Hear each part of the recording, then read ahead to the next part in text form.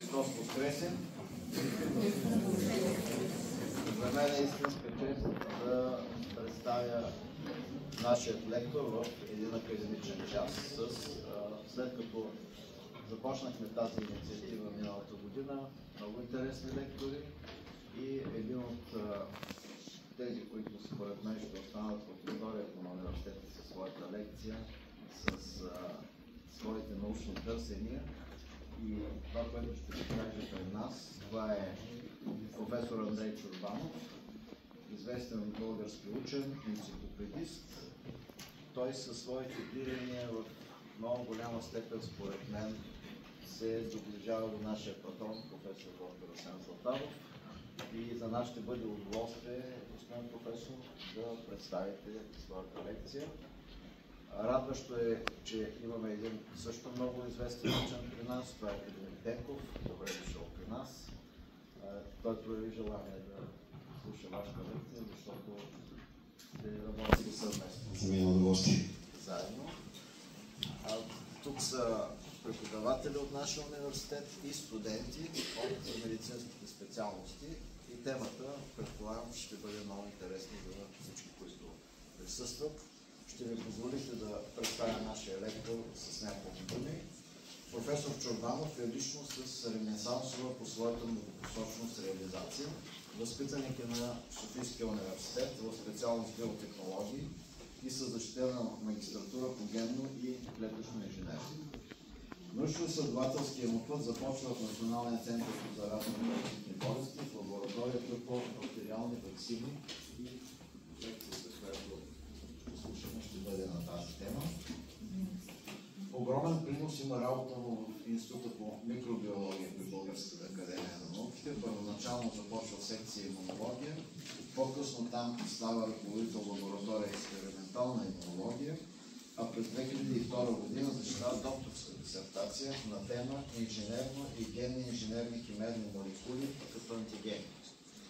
В същия институт се хабилитира като доцент през 2009 година и през 2016 година е избран за ръководител на отдел имунология, който в момента е департамент.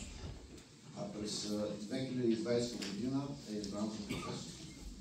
Даде своя научен принос като гост и изследовател в множество университети по света, като университета в Утреcht, Нидерландия, в лабораторията по експериментална имунология в Националния университет в Тайван, в столицата, в университета Йотфош в Будапеща, в Института по клетъчна биология и невробиология в Рим, в Института по експериментална фармакология и токсикология при Словашката академия на науките, в Института по приложение на ядрена енергия към Белградския университет.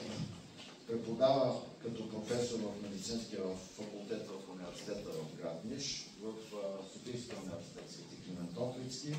Бил е лектор в Нов български университет, в Минно-биоложкия университет. Работил и като ръководител и участник в екипа на над 50 международни научно-изследователски проекта в сферата на генното инженерство, имунологията, алергологията, онкологията, фертилитета и други. Автор е на над 100 научни статии и съобщения, както и на студии и колективни монографии с изключително висок коефициент и на импакт фактор. Има регистрирани патенти в областта на клетъчната биология и имунологията. Научен ръководител е на 6 успешно защитили докторанта. Вече 8. В момента вече 8, в момента подготвят още няколко. Носител е на десетки научни награди, след които трябва да отбележим двукратното присъждане на наградата Патагона през 2012 и 2017 година, наградата на Съюза на учените в България, мисля, че пак двукратно, 2011 и 2013 година, и наградата на фондация Стефан Ангелов за най-добра работа на млад микробиолог в България през предходната година. Член е на множество европейски научни и експертни комисии. Той е утвърдено име в българската политика, като е народен представител в последните 6 народни събрания. Бил е заместник председател на 49-то и 50-то народно събрание, член на множество комисии, а в момента е председател на Комисията по образование и наука към настоящото Народно събрание на Република Уважаеми колеги, имам удоволствието да ви представя и да дам думата на професор Андрей Чорбанов, един изключителен учен, общественик и политик. Заповядайте.